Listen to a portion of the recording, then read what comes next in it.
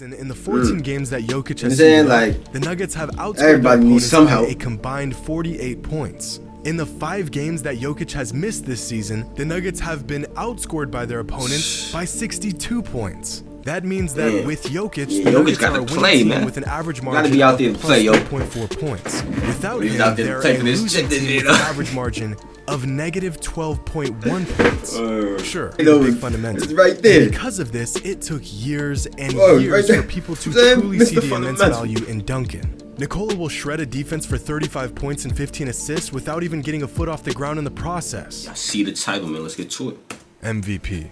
3 letters that sum up excellence, dominance, competitiveness, and the spirit of winning. The NBA's Most Valuable Player Award is the highest individual achievement a player can accomplish in their career. Out of the tens of thousands of players to lace up in the NBA, only 35 have won a regular season MVP. But what exactly does value mean when assessing the league's most valuable player? Some would say it's leading your team, as only 35 have won a regular of thousands of players. Only 35 different players won a won the MVP before. That's crazy. That's a crazy thing. 35 have won a regular season MVP.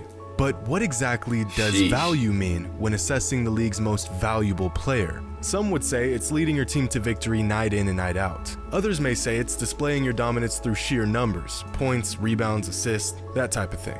You could even argue that a player's value comes in the form of his mere presence, the intangibles that don't show up in the numbers. But however you... Someone like me would say it's all those things. You gotta combine them all, you know, and make an analysis from that. Come on, man. Look at it. One thing is certain.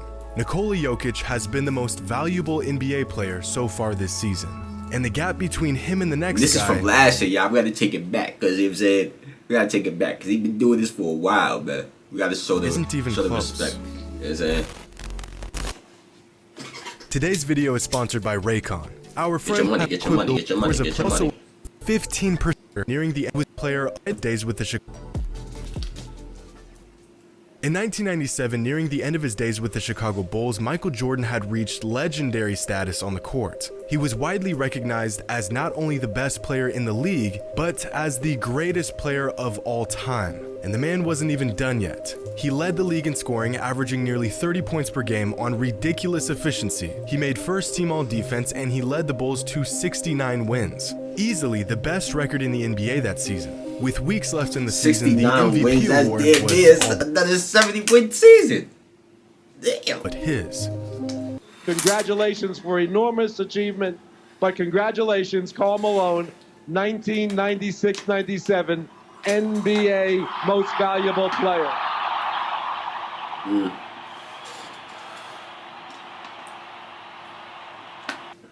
At least he thought the MVP award was his. But instead, the award went to Karl Malone, a decision that to this day, Michael Jordan can't believe actually happened. Everyone in the league knew Michael was the best and most valuable player. It was obvious. So how could even the greatest player to ever play the game get robbed out of an award that was rightfully his?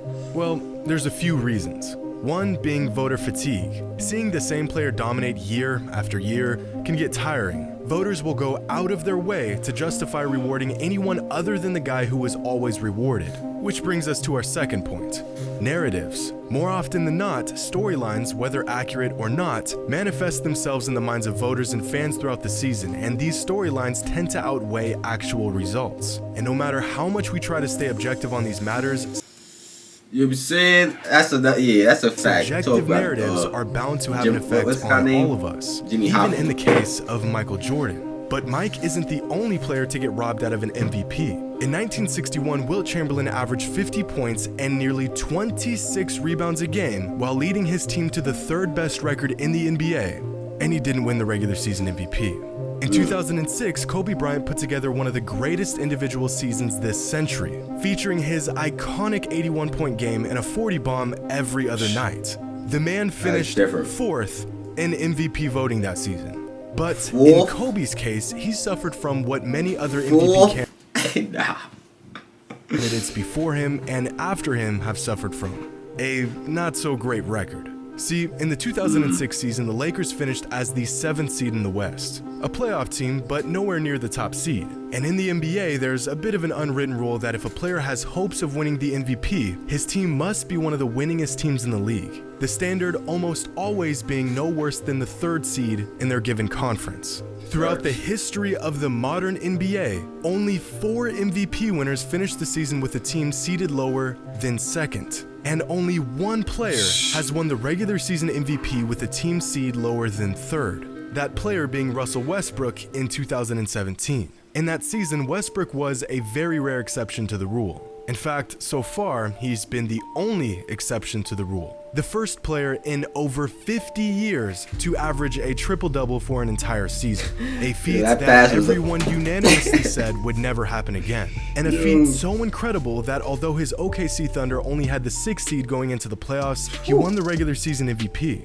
But then, in the very next season, Russ averaged a triple-double again. And yet somehow he finished 5th in the MVP race. The inconsistency of the voting process was put on full display that season. Can a player, regardless of his team's success, put up numbers so ridiculous that the league has no choice but to anoint him as the most valuable player? Well, according to Russ's 2017 season, yes. And if we're following this same criteria, Nikola Jokic has easily been the league's most valuable player this season. I've heard talks of Giannis winning another MVP, Steph making a run for his 3rd MVP, Kevin Durant or Jimmy Butler being the leader in the race, but hardly anyone has mentioned Nikola Jokic being the most valuable player in the league this season. But all the numbers across the board point to the Joker as the league's most valuable Jokic, man. It's crazy. Player. It's in crazy. fact, so far, the season he's having isn't just the best among his peers. Jokic is having one of the best individual seasons of all time. Now, we're all familiar with the PER stat, an overall statistic of a player's efficiency and production on the court relative to the rest of the league. Here's a chart of the top 50 NBA players in terms of PER. Here's Kevin Durant, here's Stephen Curry, here's Giannis, here's Jimmy Butler, and here is Nikola Jokic. And if this spot looks almost unreasonably high, that's because it is. Nikola's PER this season is 35.3. The current single-season PER record is 31.9 set by Giannis 2 seasons ago. And the record before that was Wilt Chamberlain's PER of 31.8 back in 1962. In fact, here's the highest single-season PER Michael Jordan ever achieved. Here's LeBron's single-season record. Here's Kobe's, Magic's, Bird's, Shaq's, Kareem's. No player ever has come even close to the production and efficiency that Jokic is putting together this season. And if we narrow down the production to just offense, Jokic is still head and shoulders above everyone else. This season, Jokic has an offensive box plus minus of 10.1. The 2nd highest offensive box plus minus in NBA history, trailing only Steph's 2015-2016 season of 10.4. The next closest player this season is Steph with an OBPM of 8.3. In fact, only 9 players league-wide have an OBPM of even 5. Everyone on this list will either be an all-star this season or a borderline all-star. And even these all-NBA talents aren't even in the same stratosphere as the Joker. So if this man is having one of the greatest individual seasons ever, why is no one talking about it? The man is averaging 26, 14, and 6 a game on nearly 60-40-80 splits. And no one is talking about it. Right now, the current MVP odds are in favor of Stephen Curry, followed by Kevin Durant and then Giannis. It's getting back Jokic is down at 4th, with odds that suggest he is far from the MVP. This article's headline doesn't even mention Jokic, like he's some sort of afterthought. And if I had to say why this is, I'd say it comes down to... And it took almost over a year, bro, and him winning a championship for him to get the respect that he deserves. You know, it's crazy. It's crazy, man. I mean, y'all was saying in the comments, it's partly Jokic's fault. He doesn't really want to be the biggest superstar, I guess, brand-wise, you know. But either way, man, it's 2023. The media got to do it. The media got to do their job, you know.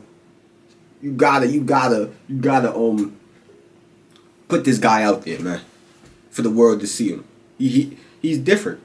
It's different.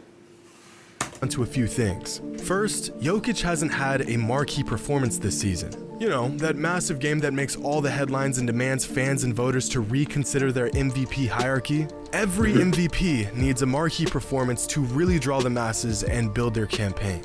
Second, and the most obvious reason, is that the Nuggets aren't doing too hot right now. With a below 500 record of 9-10, the Nuggets currently hold the 10th seed in the West. A seed so bad that most fans won't even consider Jokic as a frontrunner in the MVP race. Because if a player is truly valuable, shouldn't his team be winning the vast majority of their games?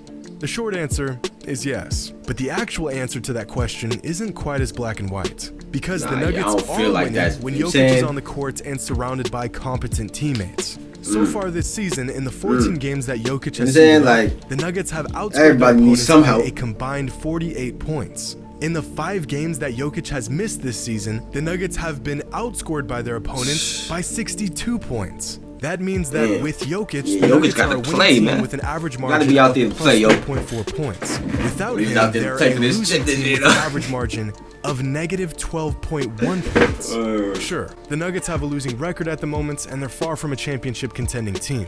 But without Jokic, they are downright atrocious. Recently, I asked a friend why people tend to downplay or downright ignore Nikola's excellence. And his answer was simple, but unfortunately, very true.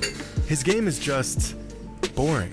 To the purest of basketball fans, the Joker's game is a work of art. He's brilliant. I personally love watching the guy play. Okay, that's a fact. Cause I'm about to say I love watching Jokic play. You know what I'm saying? But I'm a very objective person, so I can see how the casual fan that doesn't really understand the ins and outs of basketball, the intangibles, the little things.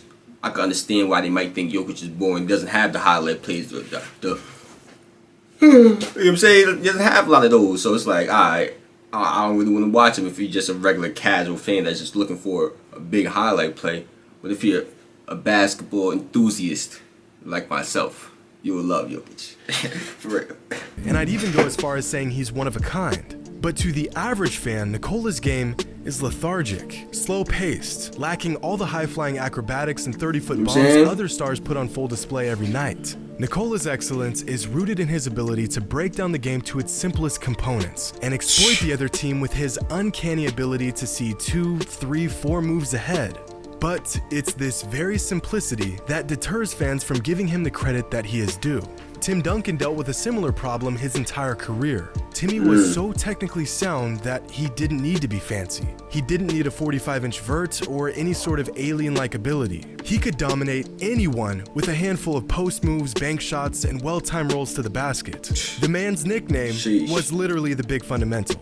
And because of this, Mr. Fundamental. Years and years. That's what I was about to say. It's not. Wait, they call him Big Fundamental? I thought it was Mr. Fundamental. I know Big Fundamental. It's right there. And because of this, it took years and years for people to truly see the immense value in Duncan. Nikola will shred a defense for 35 points and 15 assists without even getting a foot off the ground in the process. The man will appear to be moving in slow motion and still make your best defender look absolutely lost. He will alter a dozen shots on the defensive end without even getting close to blocking one of them. And you'll more than likely never see one of these plays on SportsCenter or your favorite sports social media outlet. But when the vast majority of... I feel like that's really wild. When you don't really see players just popping up on your phone or on your platforms and things of that nature, you're not going to really be checking for them like that, you know? You're not seeing Jokic pop up on a big highlight play, dunking on somebody's head. You're like, oh, I got to check that guy out. Who's that? You know, it's not things like that. So I can see why it's taking this long for Jokic to get his just due. But it's a my bad on my part, man. Because me being a basketball enthusiast, I should have been seeing what was going on, you know? But I also have to cut myself some slack because I haven't really been watching the NBA recently, you know, the past few years. But that was going to change this season, man. We back to it. Especially we got the reaction channel going. We got to know what's going on. We got to know what's going on. So we're going to be tuned into a whole lot of games. We're going to be live streaming, you know what I'm saying? The little scoreboard, whatever, commentating the whole games and all that. You know what I'm saying? You're going to have to join me, man. I really appreciate it. But if you enjoyed this, you know what to do. Click on the last reaction, share the video, turn on post notifications, like the video, comment, and subscribe. I'm out of here.